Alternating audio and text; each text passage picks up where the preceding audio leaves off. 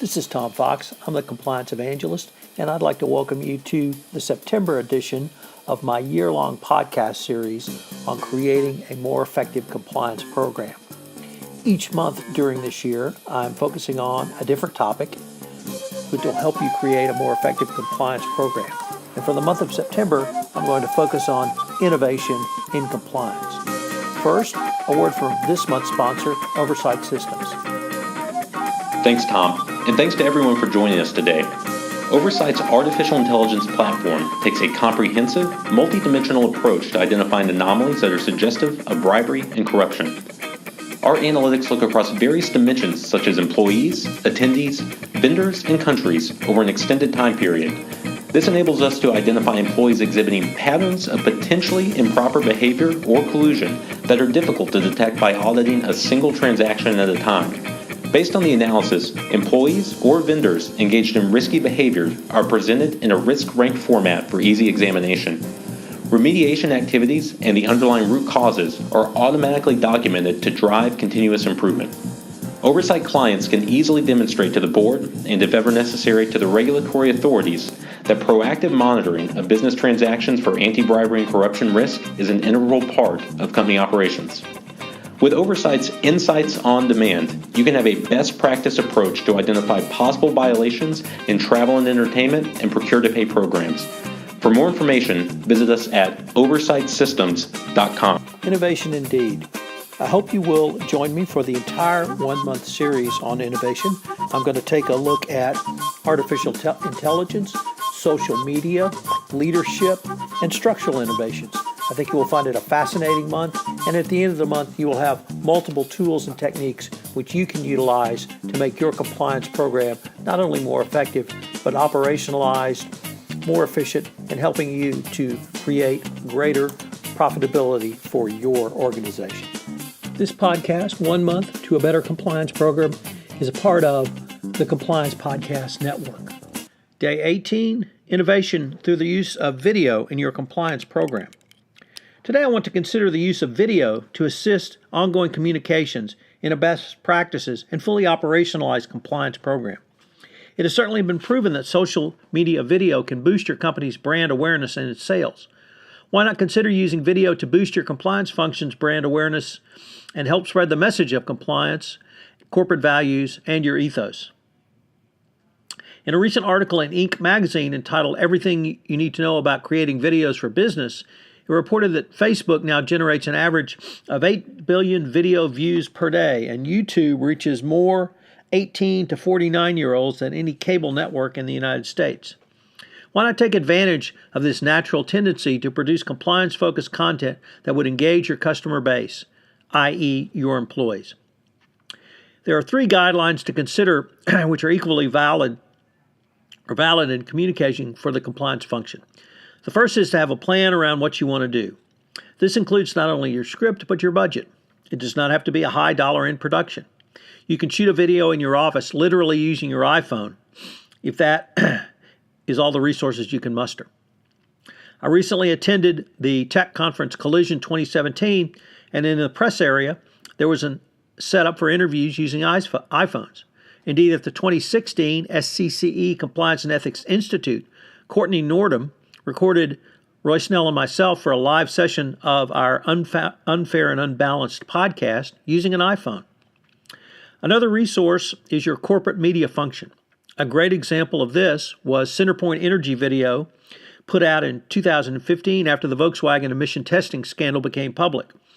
The video featured the CenterPoint Energy president and CEO.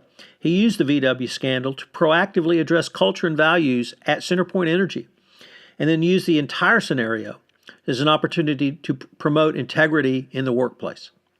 But more than simply a one-time video, the company followed up with an additional resource entitled Manager's Toolkit. What does integrity mean to you? Which managers use to facilitate discussions and ongoing communications with employees around the company's ethics and compliance program. The cost for this video was quite reasonable as it was produced internally. This CenterPoint Energy example brings us to another key point, which is timing. Just as many chief compliance officers used the New York Times breaking story of Walmart's alleged FCPA violations in Mexico back in 2012 as an opportunity to brief senior management on what can happen when your company appears on the front page of a Sunday edition of the New York Times for FCPA violations. CenterPoint Energy used the Volkswagen emission testing scandal as an opportunity not only to reaffirm its own corporate values, but also to engage in ongoing communications around compliance and ethics. Another key element that's also built around time, and that is short videos are good videos. You can have a series of short videos communicating different aspects of your compliance program. It can range from short messages from your CEO to videos of your CCO to videos of your employees. Employees will always tune in when senior management speaks to them eternally through a video.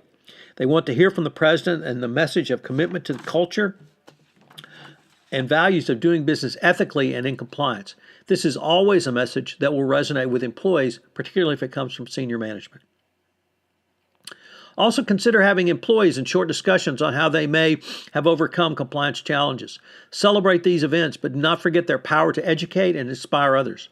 Such techniques can give your employees a peek behind the curtain, not only to show the wizard has no clothes, but it makes your internal compliance function seem more authentic.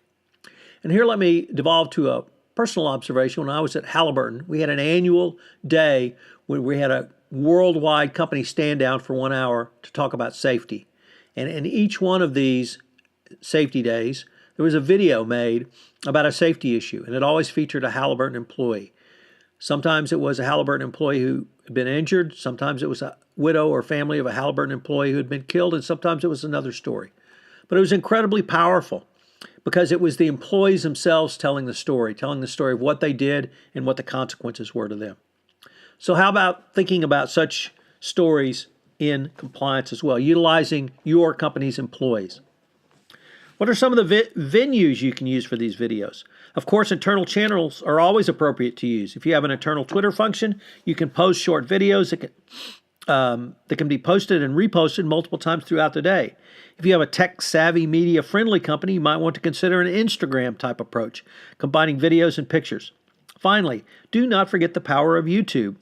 It is one of the largest search engines behind Google and the prime location for video watching by the vast majority of folks, including your employees these days. And I would add, if you have millennials, they're certainly going to go to YouTube. And the more you can put out on YouTube, on your branded YouTube channel about compliance and ethics, the more that you're going to pay attention. Finally, never forget that one of the key factors listed in the 2012 Morgan Stanley declination to prosecute was that the company sent out 35 compliance email reminders to their recalcitrant FCPA employee and managing director. This was done over 7 years. So I'd like to unpack that just for a minute. Now, in the Morgan Stanley declination, it was email reminders. But why not have compliance video reminders? And then the number, 35 over 7 years, that will not induce compliance fatigue. That's only 5 a year. And that's certainly something that would be in the budget of a compliance function.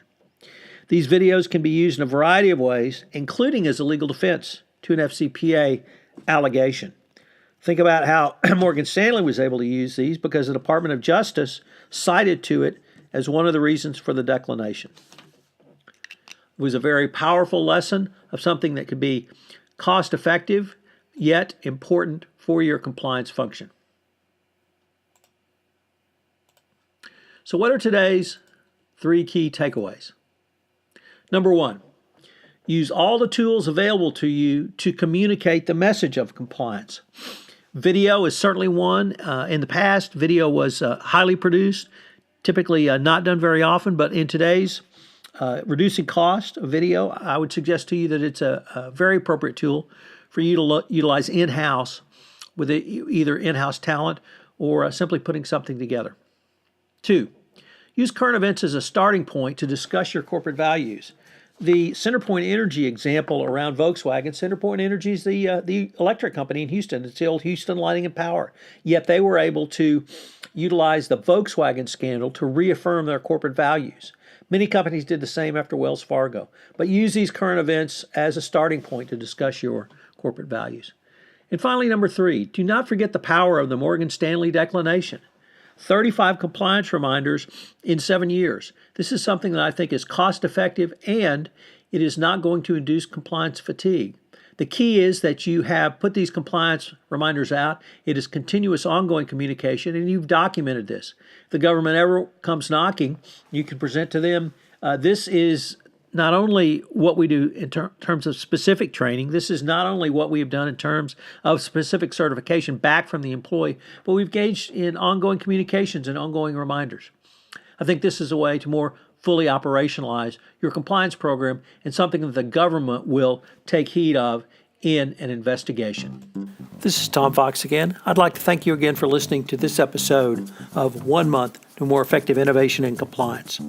If you have listened to this podcast on iTunes, I hope that you would rate our podcast, as would help in our rankings and help get the word out about the only monthly podcast series in compliance, which will help you create a better compliance program. Also, if you have any questions, please feel free to email me at tfox@tfoxlaw.com. This is Tom Fox. I hope you've enjoyed this episode, and I hope you will join me again tomorrow.